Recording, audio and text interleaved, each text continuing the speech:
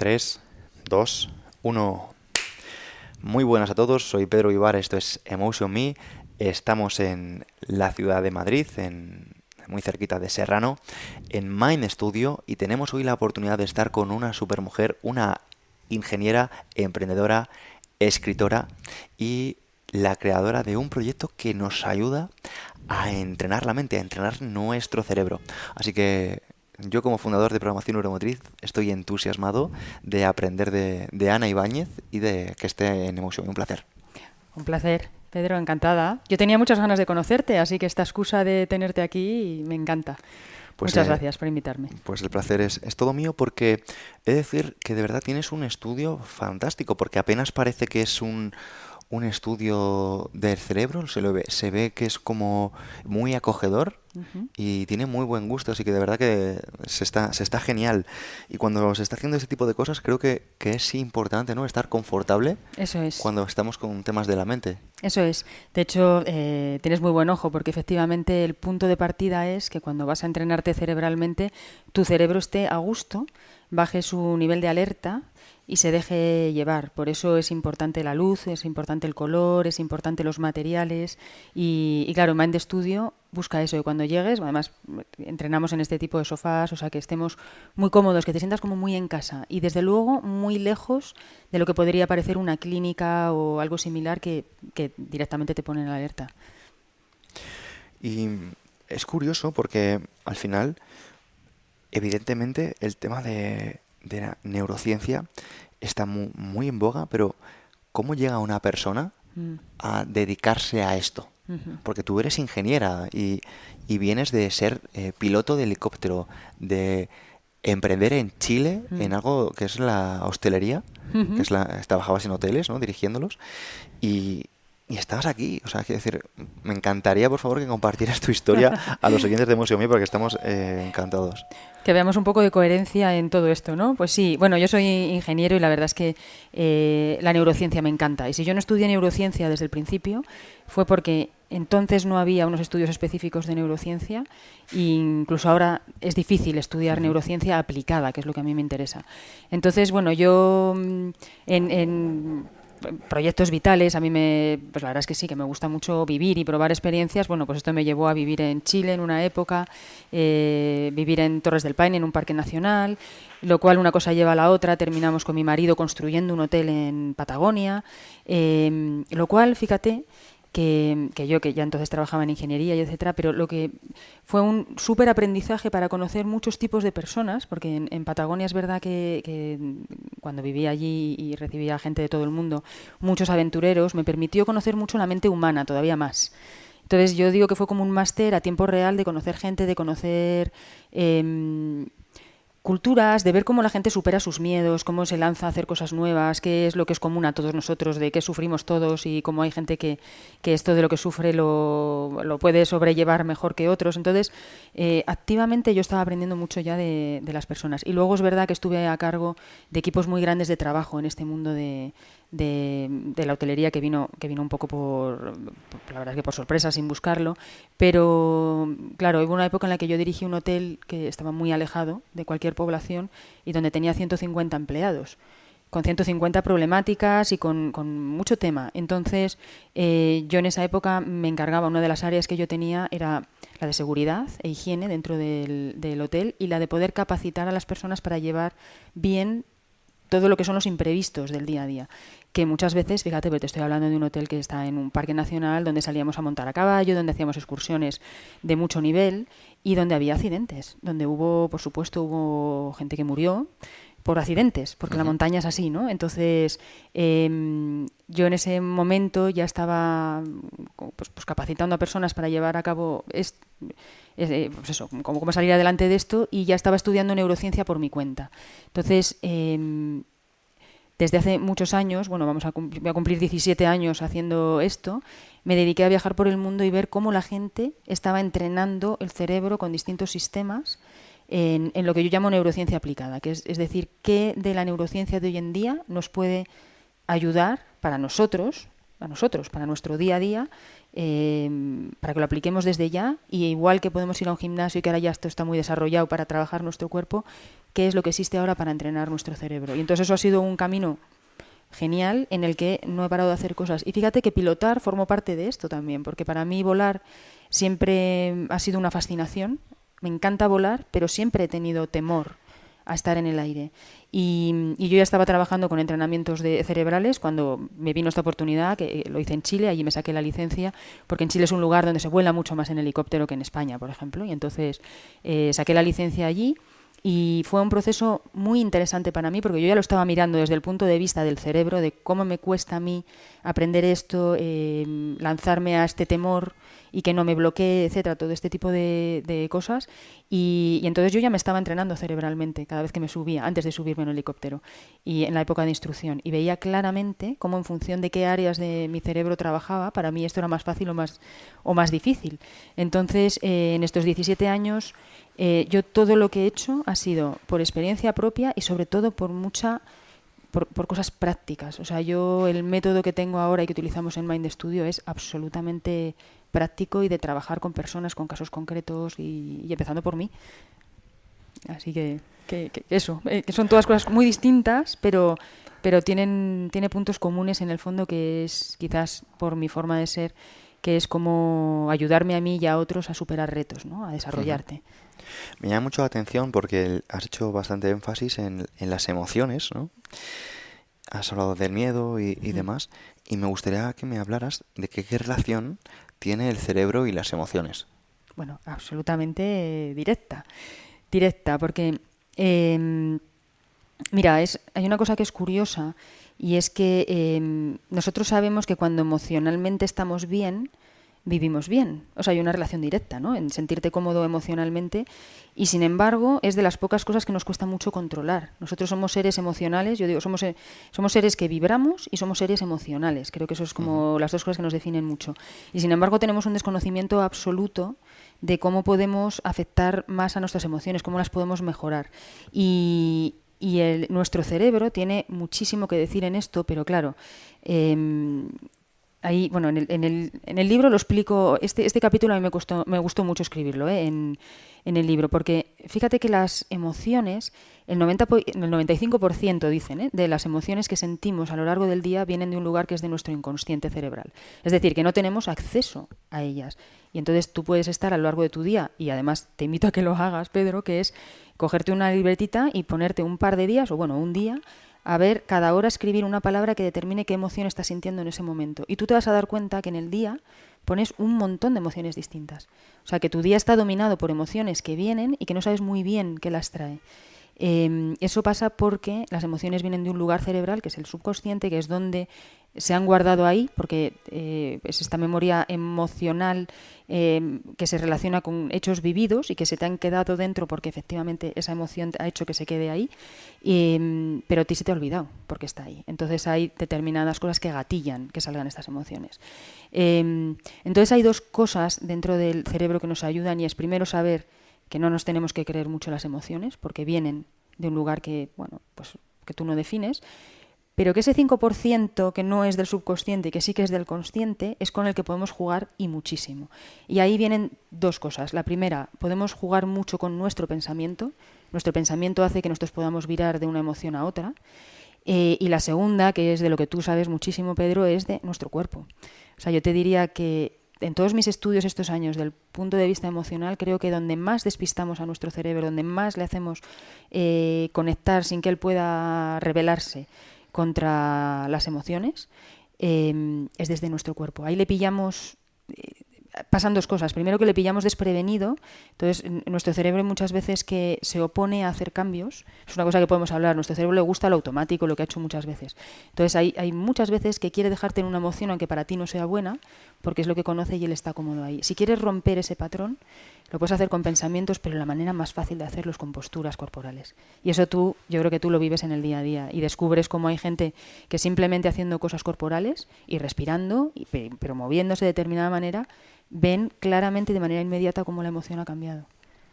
Esto es muy interesante, y hay un apoyo que quiero hacer, un comentario en relación a lo que estás diciendo.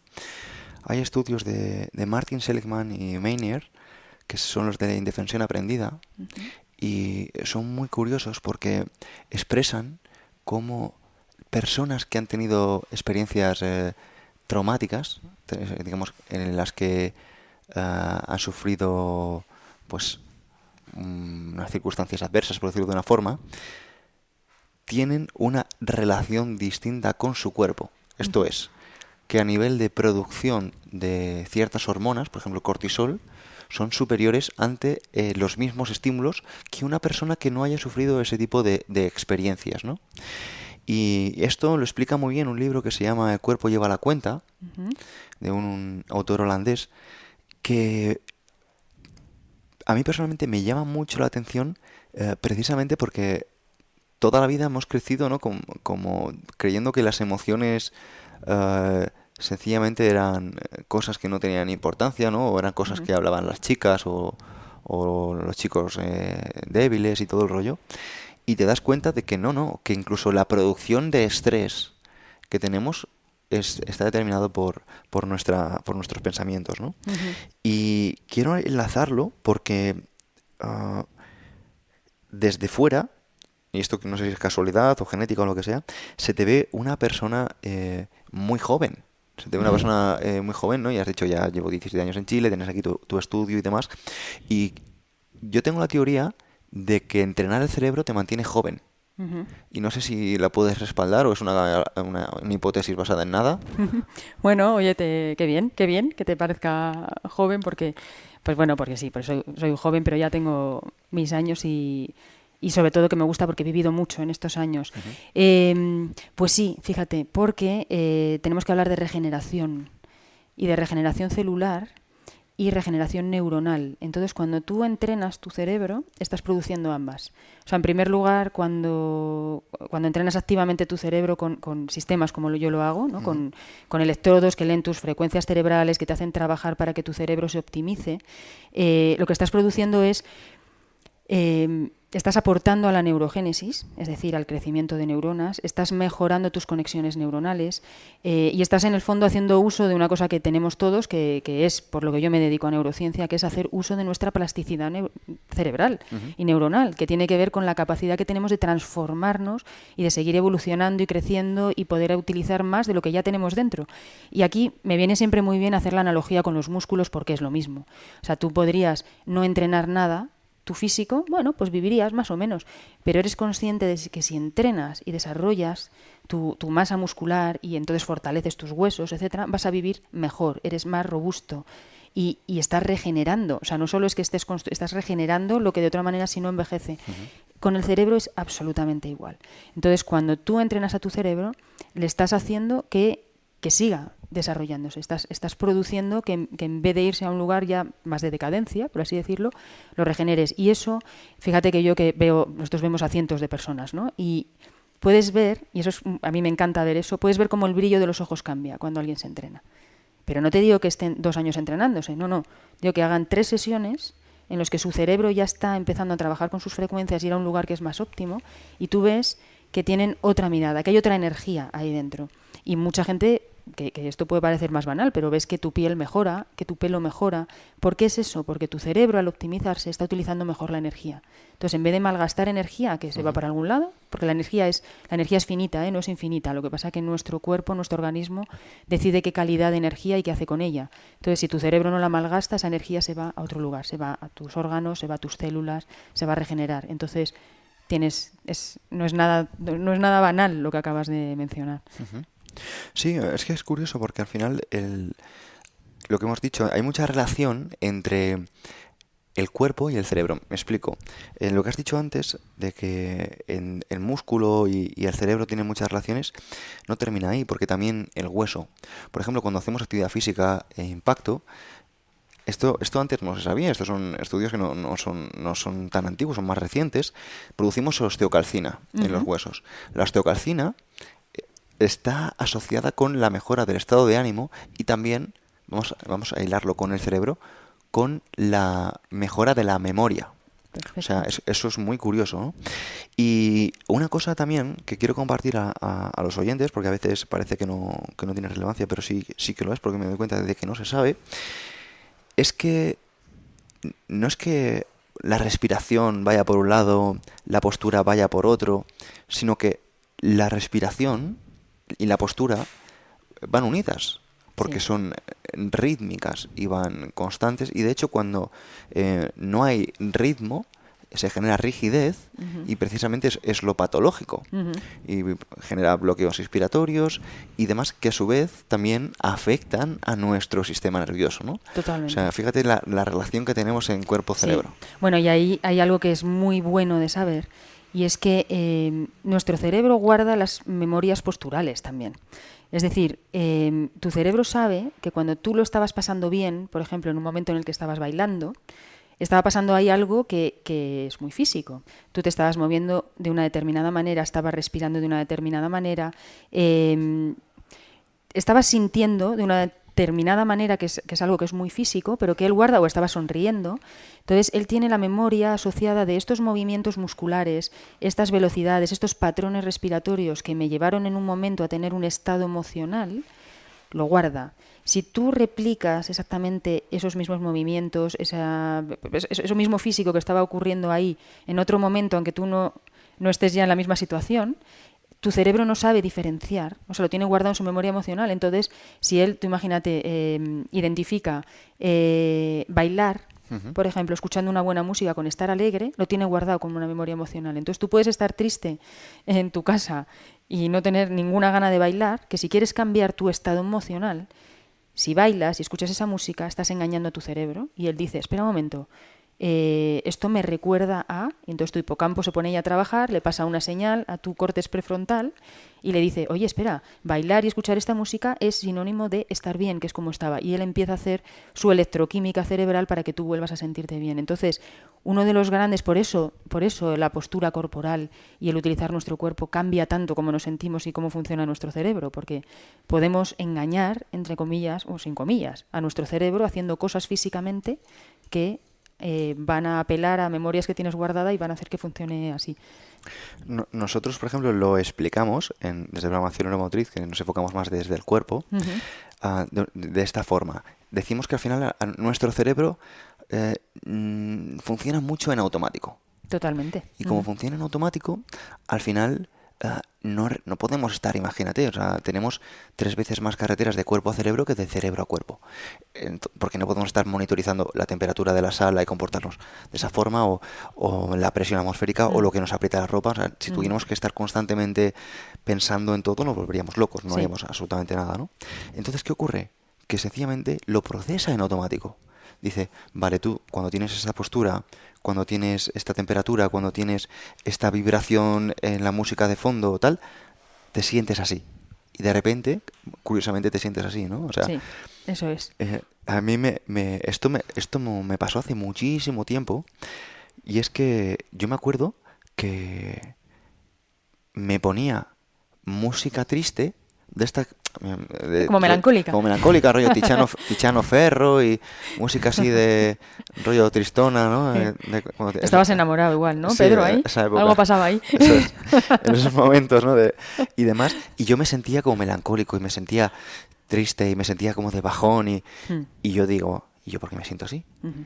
Y claro, yo cantaba esas canciones y me sentía así. Claro. Y luego ya me acuerdo que incluso de ese mismo autor había canciones como más moviditas, ¿no? Y mi estado también cambiaba. Claro. Y decía, Sí. ¿qué está pasando aquí, Sí. no? Y luego te das cuenta de que todo esto tiene explicaciones. Pero absolutamente, esta es una explicación cerebral clarísima, clarísima. Y que son estas pequeñas cosas, que son grandísimas cosas, que no nos han enseñado, y que cuando las empiezas a tener en tu radar, y por eso a mí me interesa tanto acercar la neurociencia de una manera tan fácil, ¿no? De Sí. decir, oye, es que tu cerebro realmente cambia, y su manera de funcionar, la neuroquímica que está saliendo es distinta cuando tú le engañas y le llevas a escuchar, por ejemplo, música que un día te hizo feliz, que tú relaciones con unos momentos agradables vividos, porque si haces eso, tu cerebro empieza a funcionar como en esos momentos agradables. Entonces te das cuenta, y además es que te das cuenta, aunque no tengas ninguna gana de darle al play en ese momento de escuchar música alegre porque te estás hecho un asco, a los 3 minutos es superior a ti. O sea, es muy difícil quedarte en el mismo estado de ánimo triste cuando estás escuchando algo que tu cerebro tiene guardado como una memoria buena. Bueno, yo aquí leo entre líneas que básicamente estar de buen humor requiere entrenamiento. Absolutamente. Sí, fíjate, mira, y estás diciendo una cosa que, que, mm, que tenemos que especificar un poco, porque mira, hablemos que el buen humor es tener buena actitud, ¿vale? Ujú. Es tener este estado de ánimo que es expansivo, que te permite hacer cosas, que estás contento contigo, ¿no? Y que ves que tienes energía. Bueno, pues se habla mucho desde el punto de vista de la psicología, del coaching, de tal, de que la actitud es la base de todo. Y yo siempre digo, hey, cuidado, cuidado con estos mensajes, porque la base de todo no está en la actitud. La base de todo está en qué tengo que hacer para construir esa actitud positiva. No es el desde la actitud positiva, porque ahí nos dejamos fuera a toda la gente que no tiene una actitud positiva per se, Sí, porque que no somos muy sabe. distintos, que no sabe Ujú. o que tiene una tendencia más depresiva, por ejemplo. Entonces, ¿qué pasa? Estas personas nunca van a tener la actitud necesaria para estar bien. Entonces, lo que tenemos que tener muy claro es que todos tenemos altos y bajos y que lo interesante es cómo llevar a nuestro sistema para que estando mal y no teniendo buena actitud o buen estado de ánimo, lo puedas cambiar. Y por eso es tan importante engañar a nuestro cerebro para sacarle de estados que pueden no ser tan positivos. Pero hay que tener mucho cuidado. O sea, la actitud, por supuesto que es importantísima, pero no es el primer eslabón. El primer eslabón es qué hago yo con mi cuerpo, cómo entreno yo a mi cerebro para llegar a la actitud más positiva que me va a permitir tener buenos pensamientos, ponerme buenos objetivos, ligar acciones a los objetivos que tengo, hacer todo este otro proceso que es más sofisticado. Y esto, si hablamos del cerebro, son distintas fases.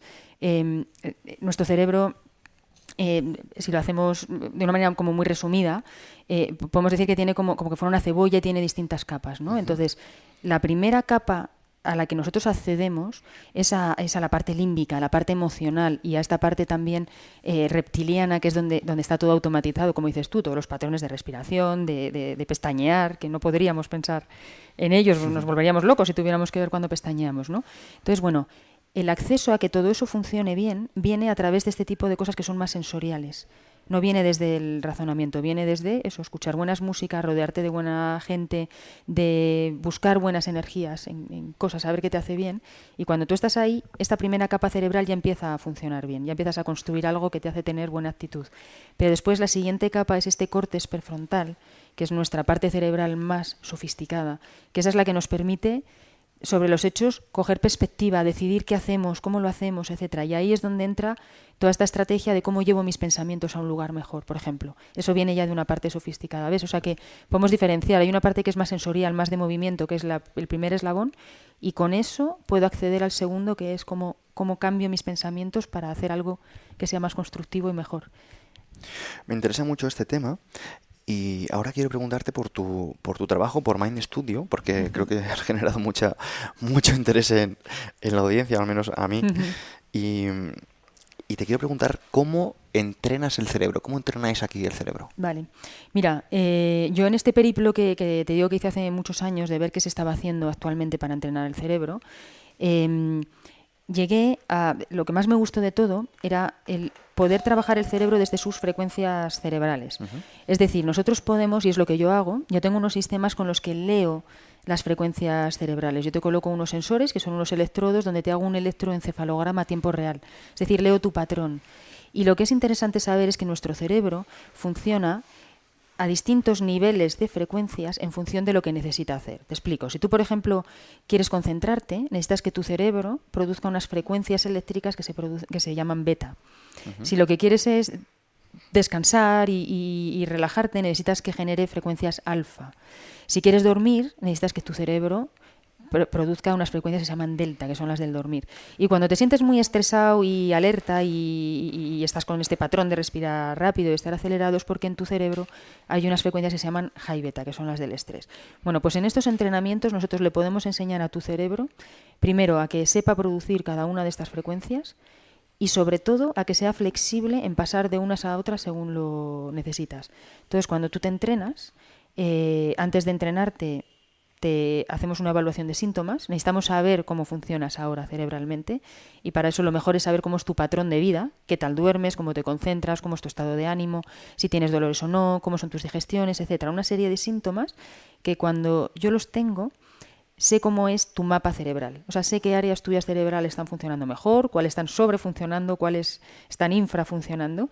Y en función de eso yo te coloco electrodos en distintas áreas cerebrales y te puedo trabajar esas. Tú imagínate que duermes mal, por ejemplo, que te cuesta... Además hay que diferenciar, que duermes mal porque te cuesta quedarte dormido. Eso tiene que ver con que tu cerebro le está costando ir a las frecuencias delta del dormir. Bueno, pues yo en una sesión puedo leer tus frecuencias en las áreas que están relacionadas con el área del sueño, con desencadenar el sueño y hacer trabajar ahí para que tu cerebro produzca las frecuencias delta que te van a ayudar a dormir. Es como si fuera un entrenamiento específico de entrenar los músculos cerebrales en función de lo que quieres hacer. Y eso lo hacemos leyendo estas frecuencias y dándole esa retroalimentación a tu cerebro de lo que está haciendo. Aquí entramos en una cosa de neurociencia que es muy interesante y que es que se sabe en los últimos años, y es que nuestro cerebro tiene una capacidad de autorregulación enorme si él es capaz de ver lo que está haciendo. Es decir, si tú le pones un espejo delante a tu cerebro y le dejas que se vea, que es lo que nosotros hacemos con esta lectura y enseñársela, él se da cuenta perfectamente de que está haciendo bien o mal y va a empezar a hacer cambios a tiempo real mientras lo vas enseñando para ir mejorando esas frecuencias. Entonces, eso es lo que hacemos en las sesiones. Y bueno, ¿cuál es lo extraordinario de esto? Que cuando ya tienes mucha experiencia, que es lo que nos pasa a nosotros, yo llevo muchos años haciendo esto y el método que he desarrollado es mío. Porque, es mío en el sentido de que yo desconfío de todo lo que me llega, de todos los protocolos de entrenamiento, por así decirlo, que me llegan, si yo no lo he probado y veo que esto realmente funciona. Entonces, en todos estos años yo me he despegado mucho de cosas que se decían que estaban bien y lo que me da mucha satisfacción es ver que yo estoy entrenando de una manera que después leo un paper científico que viene de X universidad y me dice, oye, pues mira, estamos viendo que ahora se pensaba siempre que, por ejemplo, el confort emocional venía de un área cerebral específica del hemisferio derecho y ahora estamos viendo que el frontal izquierdo también tiene mucho que ver en la comodidad emocional. Y yo esto ya lo estoy viendo desde hace tiempo. O sea, yo ya sé y lo veo con personas con casos reales que cuando yo les entreno esa área, el reporte que tengo después es, oye, me he sentido mejor, fíjate, frente a esta situación he estado mucho más cómodo emocionalmente. Entonces, eso a mí me parece fascinante. O sea, yo estoy en ese sentido dentro de lo que es neurociencia aplicada a tiempo real, con personas reales, con casos reales, con problemáticas reales. Y muchas veces, que esa es una gran pregunta que a mí me hacen, oye, pero esto, ¿dónde puedo leer tal? Y digo, pues es que todavía hay muchas de las cosas que yo experimento y con las que trabajo que no están escritas en ningún sitio, no ha llegado todavía. Y eso es una cosa que a mí me parece fascinante de la neurociencia. La gente que estamos en neurociencia aplicada vemos cosas que todavía no tienen la explicación teórica. Pero así es el cerebro, eso pasa en muchísimas áreas del cerebro. O sea, desconocemos mucho más de lo que sabemos del cerebro. Conocemos muchos efectos y no necesariamente cuáles son las causas de esos efectos. Es fascinante todo esto, Ana, y de hecho me genera mucha curiosidad y te quiero preguntar precisamente por esos casos por reales, por esas personas, por tus clientes, un poquito, ¿cómo les ayudáis? Porque esto, al final, yo así sencillamente leyendo entre líneas sería como ayudarles a dormir mejor, ¿no? Pero evidentemente tiene que haber un mundo y me encantaría saber más. Sí, bueno, el rango es amplísimo. Porque el rango empieza, para empezar, en edad. O sea, nosotros podemos entrenar y entrenamos bebés desde que tienen 18 meses, es decir, desde que pueden mantener la mirada fija en una pantalla durante un tiempo, a adultos de absolutamente toda edad y condición. O sea, cualquiera de nosotros podemos entrenarnos, igual que cualquiera de nosotros podemos entrenarnos físicamente.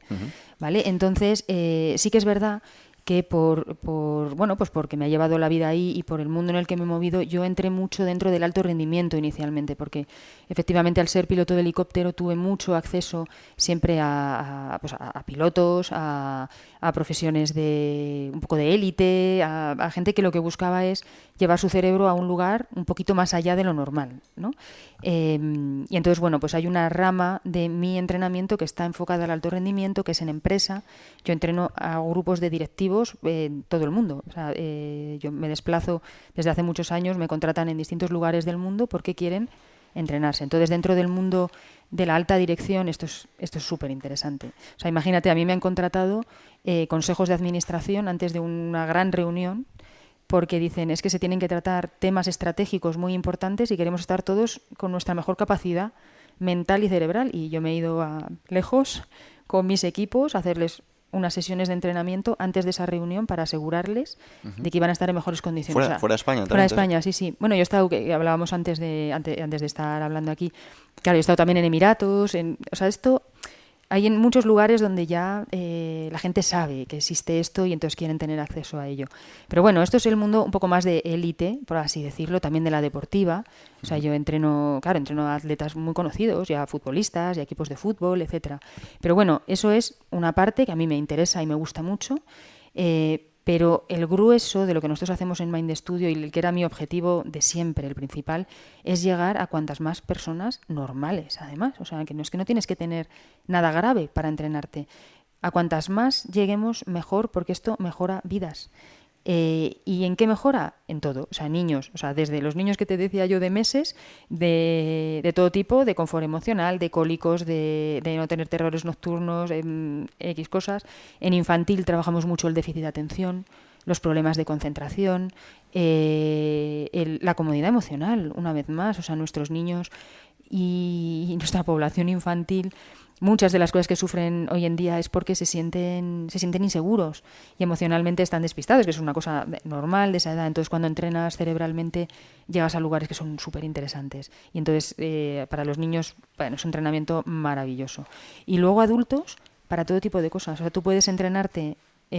Bueno, tenemos como paquetes, por así decirlo, para que lo entiendas bien. Tenemos uno que es bienestar, donde engloba el bienestar. O sea, yo quiero dormir bien, quiero estar con buen estado de ánimo, quiero tener buena energía, quiero sentirme físicamente bien. Eso es un pack. Reducir el estrés, por supuesto.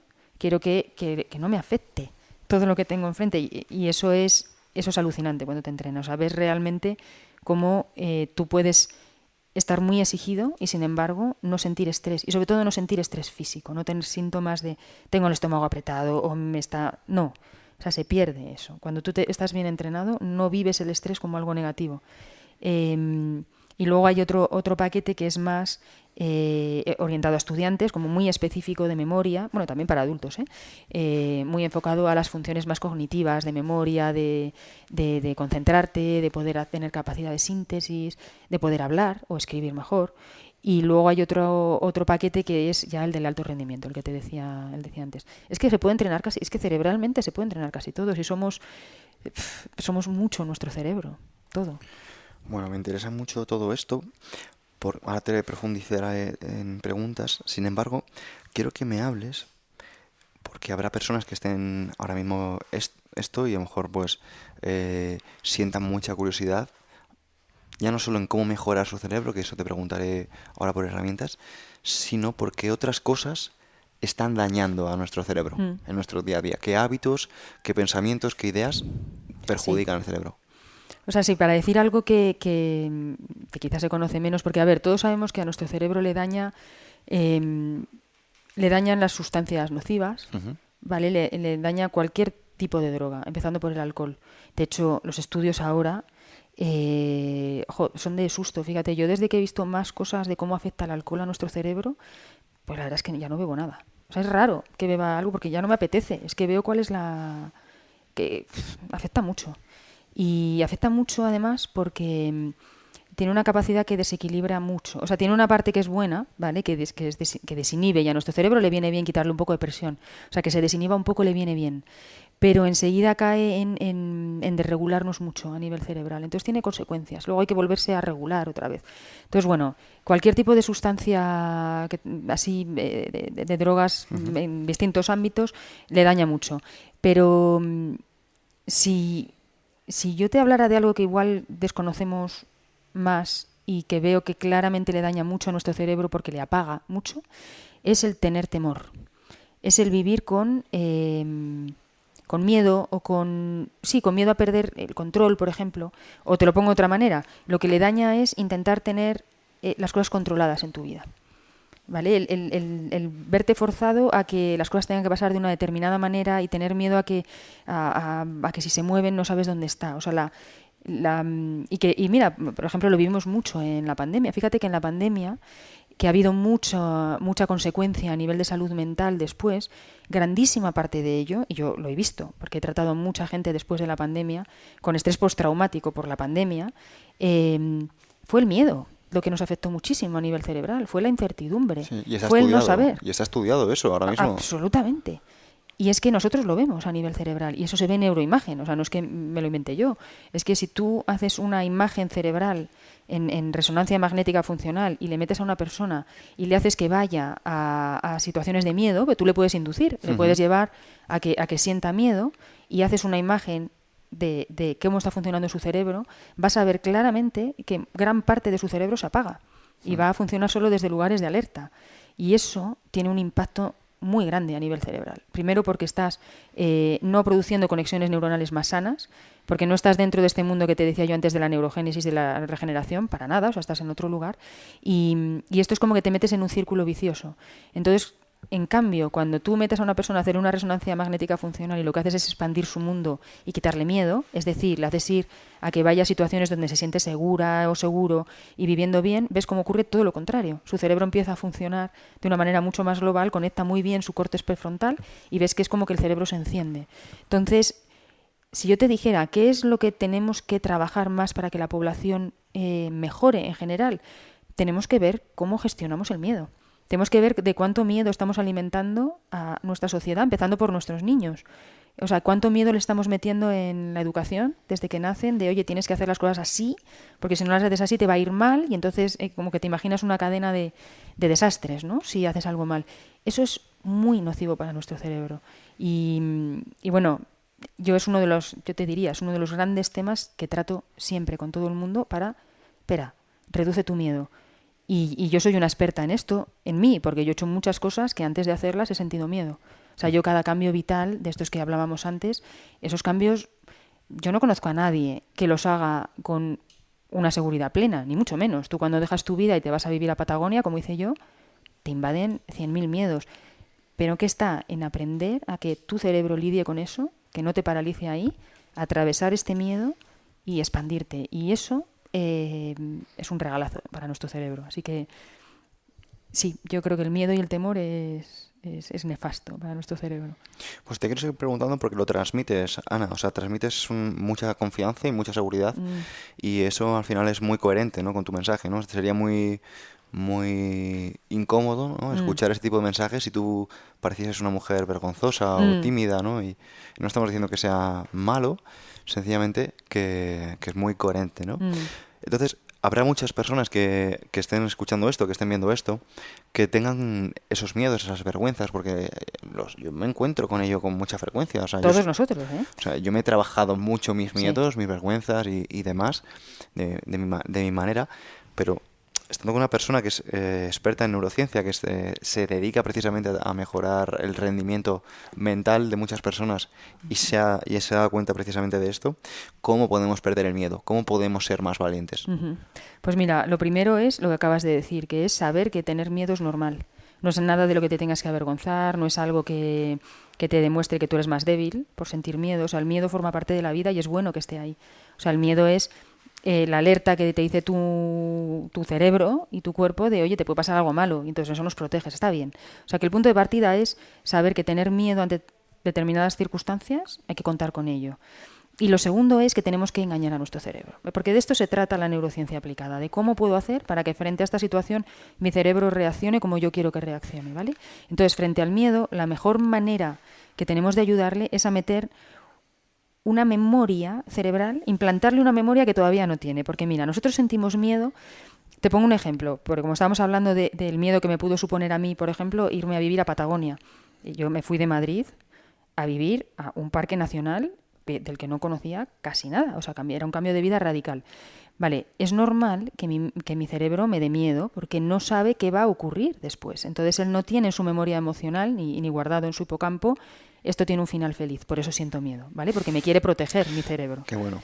¿Vale? Nuestro cerebro lo que quiere es nuestra supervivencia, no que me lo pase bien. Mi cerebro quiere que yo sobreviva y si me lo paso bien, genial, pero lo primero que quiere es que yo me quede viva, ¿vale? Entonces, como él no tiene la certeza de que esto nuevo va a acabar bien, ¿qué hace? Me mete miedo.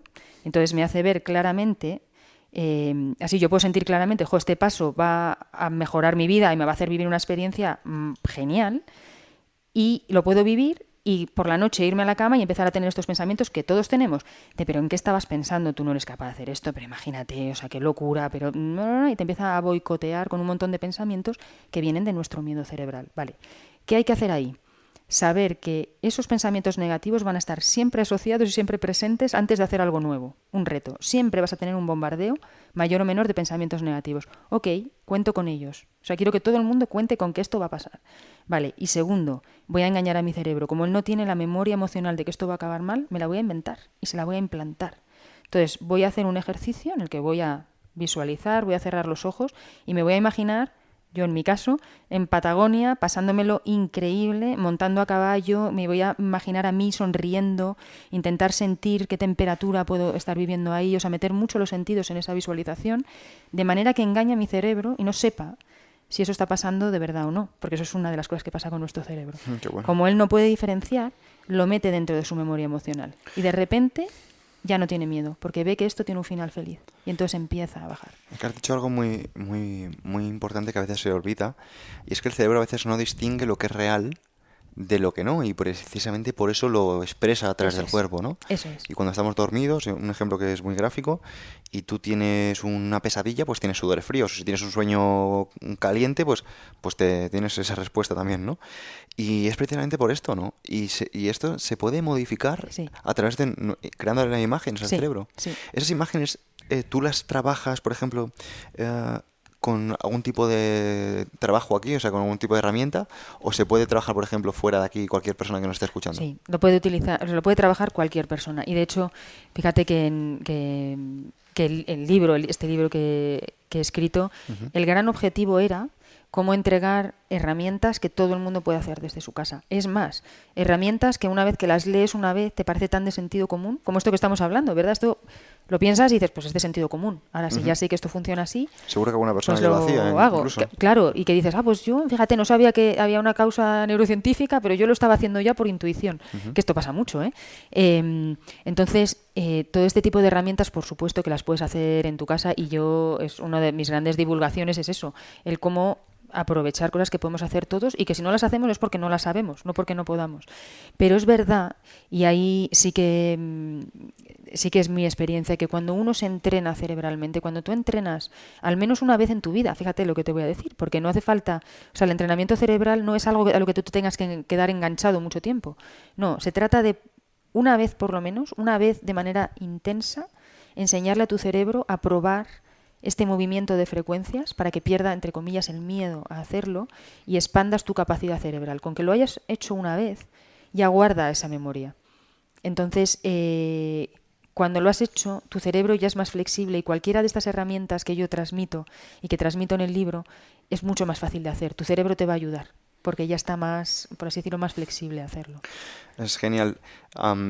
Entrevisté a una amiga que es gimnasta olímpica y nos contaba que sus entrenadores les hacían visualizar una y otra y otra vez en su cabeza todos los ejercicios perfectamente ejecutados antes de hacerlo. Sí. Y esto me resuena mucho. Sí, por supuesto. Es que en el en rendimiento deportivo trabajamos muchísimo con esto. O sea, yo cuando entreno... fíjate que cuando entreno a atletas, parte del ejercicio cerebral viene por visualizar no solo los movimientos de su ejercicio, o sea, cual sea su deporte, sino sobre todo el entorno. O sea, el cómo es cuando ellos entran en la competición, qué está pasando fuera, porque uno de los grandes temas para un atleta es que su cerebro se quede muy concentrado en la actividad que necesita hacer a gran nivel y bajarle el volumen a todo lo demás. Y entonces esas visualizaciones las haces desde ahí, de cómo bajar el volumen a todo lo que ocurre. Porque claro, tú cuando saltas a jugar a fútbol y hay, no sé, 25.000 personas mirando, o las que sean, o muchísimas más, tienes que ser capaz de bajarle el volumen a eso para tú entrar en este estado de flow y de hiperconcentración, ¿no?, que necesitan ellos. Sí, se trabaja muchísimo con visualización. Y relacionando un poco todos estos puntos, me encuentro con la importancia que tiene nuestra atención. O sea, la capacidad que tenemos de enfocarnos en una sola cosa y no distraernos. Y de hecho, en un mundo en el que tenemos tantos estímulos, ¿no? Tienes que si redes sociales, que si televisión, podcast, un montón de, digamos, cada día de Sí. salidas. ¿Cómo podemos mejorar nuestra atención? Sí, pues mira, ahí hay dos temas principales con la atención. Y es que necesitamos dos cosas que parecen que es contraintuitiva. Necesitamos calma y energía. O sea, necesitamos calma necesitamos poder calmar nuestro cerebro para poder atender, porque atender significa que de todos los estímulos que recibimos, como muy bien estás diciendo, necesitamos que nuestro cerebro vaya y coja unos, a estos les dé voz, les dé volumen, les suba el volumen para que se centre en esto, y a los demás les baje el volumen. Si no es capaz de hacer esto, eso es lo que le cuesta a un cerebro que tiene el llamado déficit de atención, que bueno, yo estoy en contra de este término, pero bueno, eso es más largo de explicar. Pero claro, un cerebro que le cuesta atender es porque tiene dificultad en bajar el tono a cosas, las mantiene todas activas, entonces no puede centrarse solo en algo, ¿vale? Entonces, lo primero que necesitamos es calmar el hemisferio derecho para poder hacer esto. Y en segundo lugar, necesitamos energía, porque la concentración viene de un área cerebral que está en nuestro hemisferio izquierdo, sobre todo en nuestro prefrontal y frontal izquierdo, que para que llegue, que esto se use, necesita tener energía. O sea, es difícil que tú te concentres en algo con una concentración de calidad si tienes muy poca energía. Si estás muy cansado no te puedes concentrar mucho en nada, porque no llega el riego a estas áreas cerebrales. Entonces, en el libro, fíjate, ahí yo creo que es interesante leerlo porque doy pautas que además son fáciles de hacer para todos de cómo primero calmas a tu cerebro, cómo generas una burbuja de calma para que luego puedas aprovechar la energía que te queda libre, porque no la estás malgastando en otra cosa, para activar tu área de hemisferio izquierdo, para concentrarte. Qué maravilla. Has dicho una cosa en la que estoy muy de acuerdo, y es que no estás muy conforme con el término déficit de atención. Y yo tengo un par de amigos que dicen que no es que em, tengan déficit de atención, sino que las personas son hipoactivas. Ujú. Entonces hacen muy poco para, o sea, no puedes poner a un niño y decirle que este tiene déficit de atención porque no se está quieto, Claro. cuando el niño está lleno de energía y quiere estar jugando y subiéndose a un sitio y a otro y a otro y a otro, ¿no? Sí. Y me encantaría que hablaras tú, ¿no? De tu profesionalidad de todo esto. Sí, bueno, para mí este es un tema, es que nosotros entrenamos a muchísimos niños y adultos con esto. Y mira, yo estoy absolutamente en contra del término déficit de atención y muy breve explico por qué. Las personas que tienen déficit de atención, así llamado, es porque tienen una inteligencia tan sensorial, perciben tanto más que la media de las personas. Es decir, tú y yo podemos estar en esta sala hablándonos, mirándonos, etcétera, que una persona que se catalogaría como déficit de atención está viendo muchísimas más cosas que tú y yo. O sea, está viendo esto, pero está viendo la luz está de aquí, está viendo que aquel cable está desordenado, o sea, tiene mucha más información del mundo. Entonces, en vez de déficit de atención, lo que tiene es una hiperatención de las cosas, pero tiene la dificultad de dejar de ver cosas para centrarse solo en unas. Entonces, estas personas tienen una inteligencia que es tremendamente valiosa para la sociedad y de hecho una de las cosas que es clarísima, o sea, que es con nombres y apellidos, muchos nombres y apellidos de las personas que han creado grandes cosas y que han innovado, son personas que entraban dentro del espectro del déficit de atención. ¿Por qué? Porque son personas que ven el mundo de otra manera y porque perciben, ven más allá de lo lógico, de lo obvio. Entonces, esto es incómodo dentro del sistema educativo, porque el sistema educativo tiende a generalizar porque no tiene tiempo de ir a las excepciones. O sea, tú cuando tienes un niño, como recibo yo aquí, que viene sintiéndose de menos porque le han dicho que tiene un problema en el colegio y sus padres están muy preocupados por esto, y yo le siento y le explico, oye, pues mira, vamos a hacer esto con tu cerebro y vas a hacer tal, no sé qué, me hacen unas preguntas inteligentísimas. A mí me encanta porque me preguntan cosas que me dejan alucinada. Digo, joder, esto no me lo habían preguntado nunca. O sea, imagínate si tienen inteligencia, ellos ven mucho más allá. Pero esto es incómodo. Si en una clase de 25 niños tienes a uno que está todo el tiempo preguntando cosas o que se aburre porque la información que le estás dando no es suficientemente atractiva, pues este niño pues se va a mover, porque además necesita moverse, porque el niño es muy sabio, fíjate, y se sabe ¿qué hacían los romanos? O sea, no aprendían dando paseos, no estaban sentados muchas veces. O sea, si es que saben que cuando tu cuerpo está en movimiento aprendes mejor. Entonces, ellos tienen esto como innato. O sea, un niño necesita moverse para poder activar más áreas cerebrales, que se activan más áreas en movimiento. Tú aprendes mucho más tocando cosas que escuchándolo de forma teórica. Entonces, este tipo yo lo llamo de inteligencia. O sea, nada más lejos que un déficit, es una inteligencia, lo cual no significa que no tengamos que ayudar. ¿Por qué? Porque como les cuesta concentrarse y sobre todo les cuesta concentrarse en algo que no les motive, entonces tenemos que desarrollar el área del hemisferio izquierdo que sí les va a proporcionar esa concentración, aunque no les motive. Porque, y con eso pues si no me extendería muchísimo, pero fíjate que un niño, o sea, bueno, todos los niños que han venido aquí que dicen que tienen déficit de atención, yo les pregunto, oye, ¿y alguna vez te quedas concentrado en algo? Y a sus padres, ¿pero se concentra alguna vez en algo? Sí, bueno, puede pasar horas montando no sé qué, o puede pasar horas investigando de no sé cuál. Digo, o sea que para que veas que su cerebro no tiene problema con concentrarse. O sea, lo hace, pero ¿cuándo lo hace? Cuando la actividad es lo suficientemente motivante para que tenga ganas de activar ese área cerebral. Claro, eso me recuerda a las leyes de Jacquet y Dodson o el diagrama de flow, el Sí, cuadrado de flujo, ¿no? sí. Y cómo realmente debemos encontrar actividades que sean lo suficientemente estimulantes, que estén por encima del aburrimiento y por debajo de la ansiedad. Eso es, tal cual, eso es. Pues eso es el rango donde este tipo de mentes tienen que quedarse. ¿Qué ocurre?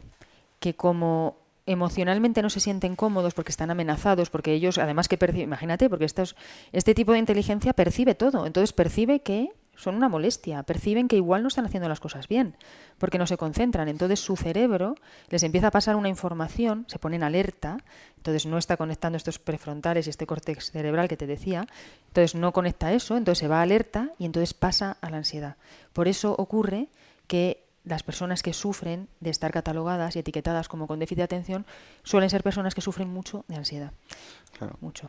Y por ejemplo, a estas personas les podría ayudar un puzzle, ¿no? Una actividad que les ayudase a Sí. estar entretenidos, enfocados en una cosa y resolver una tarea, ¿no? Sí. Si es lo suficientemente motivante para que lo hagan, sí. Sí, porque estás poniendo en uso áreas del hemisferio izquierdo que están desarrollando esa atención concreta en algo. Sí. A mí me ayudaron cuando era niño jugar mucho con Lego, con puzzles y más adelante una cosa que también quiero compartir porque creo que esto del déficit de atención no solo le pasa a los niños, pasa también a adultos. Sí. Una de las mejores herramientas que existen para mejorar nuestra atención es nuestro cuerpo. A veces nos cuesta, ¿no? Estar en nosotros y, por ejemplo, pues hay muchas personas que recomendarían, por ejemplo, yoga, ¿no? Pero algo que está al alcance de todos, que tenemos en casa, para mejorar nuestra atención es una ducha fría. Y parece como muy, muy de moda, ¿no? Muy mainstream el tema ahora que se habla mucho. Pero una ducha fría, el beneficio que tiene es que tú no estás pensando en otra cosa que no sea que está frío, en sentir el frío, ¿no? Y si tú eres capaz de dominar esa atención en un elemento incómodo o estresante, ya no es que solo vas a tener un beneficio a nivel de atención, sino que ese pico de estrés alto, a personas que están, como has dicho antes, ¿no? Son las del estrés, son las high beta, ¿no? Sí, high beta son las del estrés. Eso es, este tipo de ondas las llevas a un punto tan alto que cuando ya no estás ahí, claro, ya dices, ya no estoy estresado. Eso es. Y ayuda muchísimo a la relajación y se recomienda muchísimo antes de ir a dormir. Sí. Entonces... Bueno, importantísimo esto que estás diciendo, ¿eh? Porque lo que estás diciendo es una cosa que tiene una explicación cerebral muy concreta y es que cuando tú tienes picos de high beta, es decir, que tienes un lugar muy estresante de high beta, pero en un periodo corto de tiempo, esa es la gracia, que es lo que se conoce como hormesis, que tú sabes de esto. Después vienen unas ráfagas de frecuencias beta y alfa, de frecuencias de concentración y calma. Por eso, inmediatamente después, o lo que te queda de eco de haber vivido ese estrés concreto, es un lugar muy específico a nivel cerebral que te favorece muchísimo la concentración. Sí. Pues muchas gracias por puntualizarlo porque creo que son herramientas muy caseras y muy prácticas para que todo el mundo que esté ahora mismo pues las pueda... Qué bueno, sí. Las pueda aplicar. Super. Y ahora me gustaría preguntarte porque al final la parte técnica está muy bien, pero aterrizar todo esto, ¿no? Y montarte un trabajo, un estilo de vida, ¿no? Y que ayudes a tantas personas, ¿no? En tantos lugares, ¿no? Y tan variado, evidentemente es una locura. O sea, ¿cómo acabas aquí? Pues me dejé llevar. Me parece que en eso creo que tú y yo compartimos un poco en eso, experiencia vital, de las cosas donde te lleva cuando estás haciendo algo que te gusta mucho, que por algún motivo piensas que tienes un talento especial para hacerlo, que yo creo que eso yo animo mucho a que la gente busque cuál es su talento, en que piensa que se diferencia de los demás. Porque todos tenemos un área en la que somos mejores que la media, entre comillas. Y yo tengo claro, y lo tuve hace mucho tiempo, que a mí se me daba bien leer personas, que se me daba bien encontrar soluciones. O sea, que yo para esto tenía una facilidad especial. Y entonces, cuando se une tu facilidad en algo con tu pasión por ese algo y además te sales un poco de la presión de que esto tenga que tener éxito, que fue lo que yo hice. O sea, yo cuando empecé con Mind Studio, porque yo antes entrenaba cerebralmente, pero entrenaba a equipos de trabajo, a pilotos, a arquitectos, etcétera, pero no lo hacía de una manera, entre comillas, comercial, ¿no? De tener centros donde pueda venir cualquiera. Cuando yo di ese paso, lo hice porque me apetecía hacerlo y lo hice como prueba de, bueno, a ver qué tal, y si me lo paso bien y la cosa pues funciona y tal, pero me quité el estrés de que tuviera que funcionar bien. Y yo creo que esa ha sido la clave. Yo creo que se han juntado tres cosas que son muy importantes, que es talento, entre comillas, talento, pasión y la libertad de hacerlo como yo quería. Y eso se nota, porque yo hago las cosas como me gusta hacerlas, como creo que las debo hacer, como me siento bien, y veo que orgánicamente ha ido creciendo. Entonces yo cuando vine a Madrid hace 7 años, abrí un primer centro que era mucho más pequeñito, donde estaba yo sola, donde me pegaba el lujazo de ver a las personas que quería, pero ¿qué pasó? Que esas personas hablaban a otras personas. Entonces, de repente mi agenda empezó a llenarse y yo lo que tenía muy claro es que yo entreno a la gente para que vivan mejor, pero yo no voy a perder mi calidad de vida, yo también quiero vivir bien. Entonces dije, bueno, pues sí, tengo que ampliarme un poco. Entonces ahí empecé a formar equipo de psicólogos para que trabajaran conmigo. Y entonces, pues de un centro pequeñito, pues uno más grande, con un poco de equipo. De ese centro más grande, pues ya abrí 2 y ahora tengo el tercero que ya está en Barcelona, pero todo muy orgánico. Y siempre con estas 3 cosas. Algo que creo que a mí se me da bien, con la pasión de hacerlo y con la libertad de hacerlo. Y anchas Castilla. Quiero decir que es que lo que veo es que como es tan yo, y yo lo paso tan bien, y luego como a mí me gusta, porque yo tengo que decir a muchas cosas que no, a mí lamentablemente me invitan a cosas y a mí me encanta divulgar, pero es que el tiempo es finito y yo no quiero estar corriendo de un lado para otro. O sea, que soy muy consciente de que para vivir bien tienes que, pues lo que yo predico, ¿no? O sea, tienes que tener muy bien tu balanza del placer y del deber. O sea, tienes que esforzarte mucho y trabajar, pero no tienes que olvidarte de la otra parte. Y tu día a día tiene que tener una parte de disfrute, ojalá siempre. Pues bueno, pues sigo creciendo orgánica, disfrutando mucho de esto. Y sin miedo, te diría, y sin miedo. Yo siempre, antes de hacer algo, ya me estoy imaginando que termina bien. Yo puedo ahora poner pues nombres y apellidos y caras y esa sonrisa o esos ojos brillantes que te decía yo que notas cuando la gente se entrena. Pues bueno, yo antes de hacer algo a veces, si me está costando, me conecto con esas imágenes y digo, es que es importante lo que estás haciendo. Es que va a haber alguien que se va a beneficiar de esto y a mí esto me da mucho impulso. Entonces me voy dejando llevar con eso. Pero yo te diría que la palabra, fíjate, y yo soy impaciente y me gusta hacer cosas y tal, pero nunca en este proyecto de Mind Studio ha estado la palabra ambición. Nunca he hablado de negocio. Nunca. O sea, cuando alguien me dice, menudo negocio, digo, bueno, es que nunca en la vida pondría yo la palabra negocio con Mind Studio, porque no es el objetivo principal. Y creo que esto a mí me da una satisfacción enorme ahora mismo. Me resuena mucho tu discurso. Yo creo que yo creo que tú, Pedro, yo te podría estar entrevistando a ti y estarías diciendo lo mismo que yo. Yo creo que estamos en esa filosofía, ¿no? Me resuena mucho y de verdad creo que en un mundo en el que la palabra ambición, la palabra negocio, la palabra crecer, la palabra emprendedor, la palabra dinero y todo eso está tan en boga, ¿no? Y parece que si no tienes el éxito y el reconocimiento de todo el mundo y no estás en todos los medios, no estás haciendo nada, escuchar esto y sobre todo la coherencia con lo que lo transmites, ¿no? Y la elegancia y el mensaje, ¿no? Porque te hemos estado escuchando, has hablado sobre todo de la gestión de las emociones, la calma, el observarte, el analizarte. Me parece que puedes ayudar a muchas personas, o sea, creo que esto debería conocerse más. Y es más, no sé si hacéis algún tipo de formación a personas para que aprendan o conozcan el método y lo desarrollen porque puede ser muy práctico y habrá personas seguramente que estén interesadas al escuchar esto. Ujú. Pues mira, de momento no, por falta de... Porque se tarda mucho en aprender esto Ujú. y claro, ahora mismo lo que hacemos es, lo que hago yo es como hacer la formación interna, ¿no? Dentro de Mind Studio. Pero bueno, no descarto que pronto, cuando pueda tener el equipo necesario para poder tener más tiempo para hacer este tipo de formaciones, lo podamos hacer, porque efectivamente el interés está en que llegue a cuanta más gente mejor, claro. Ujú. Pero claro, lleva tiempo. Fíjate que dentro de todo nuestro equipo es de psicólogos expertos en neuropsicología. Eh, Creo que es muy importante el perfil de la persona que puede hacer esto. O sea, es muy importante. Yo antes de contratar a alguien, de verdad que hago una selección amplísima, o sea, hago muchísima búsqueda, recibo muchísimos currículums y analizo mucho porque sé que son personas que tienen que tener unas características muy especiales para que puedan hacer esto bien ahora, porque hay mucho que tiene que ver con la intuición, con el conocimiento de la mente, con cómo eres tú, o sea, es un acompañamiento que no es menor, fíjate, así que, pero bueno, ahí está la gracia también, ¿no? Que es súper interesante el poder sacar estas cualidades y capacidades de la gente a la que formo yo. Así que bueno, ojalá en el futuro, sí, pronto podamos tener más equipo y poder formar a otros.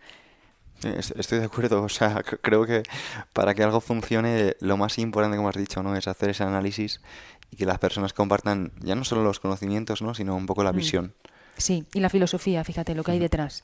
Sí, sí, eso, bueno, para mí es absolutamente clave. Porque mira, una frase que a mí me gusta mucho decir y que me gustaría que tus oyentes y nuestros oyentes escucharan es que lo que yo tengo claro es que a nivel cerebral lo bueno viene de mentes esforzadas, pero lo brillante viene de mentes libres y que lo pasan bien. O sea, de ahí, o sea, cuando tú te sientes libre y lo estás pasando bien, es cuando más áreas cerebrales ocupas y cuando más de tu capacidad cerebral estás utilizando. Entonces, se necesitan personas que en este ámbito se sientan libres y pasándolo muy bien haciendo esto para que puedan hacer muy bien su trabajo. Y eso en cualquiera de los ámbitos. Así que yo creo que eso es una de las cosas que yo cuando trabajo con empresas, y trabajo con muchas empresas, les transmito. Tenéis que conseguir que vuestra gente sienta esto, que es un lugar para ellos de expansión, de libertad y de pasarlo bien. Qué maravilla. Me gustaría, para cerrar este episodio, que dejaras un mensaje a la audiencia, una idea que te gustaría que se llevasen. Bueno, yo creo que esta última idea que estábamos hablando, yo creo que tenemos que confiar mucho en nuestras capacidades cerebrales innatas y no asustarnos frente a aquello que no nos gusta de nosotros. Nuestra capacidad de cambio es infinita. La neurociencia, vamos, es que yo lo veo en el día a día. Entonces lo que os animo es a que cada vez que haya algo de vosotros o de vosotras que no os guste y que queráis cambiar, visualizaros, iros a un lugar donde habéis superado eso ya, engañad a vuestro cerebro con esta situación ya superada, disfrutando de vosotros en esa situación y vais a ver que vais a ir lográndolo paso a paso. O sea que mi mensaje es infinita nuestra capacidad de cambio. Somos seres haciéndonos, no hechos, y eso a mí me parece fantástico. Pues nada que añadir. Muchísimas gracias. Lo he disfrutado un montón Yo también, y muchas gracias a ti. seguro que nos volvemos a ver. Nos vemos a ver pronto. Gracias.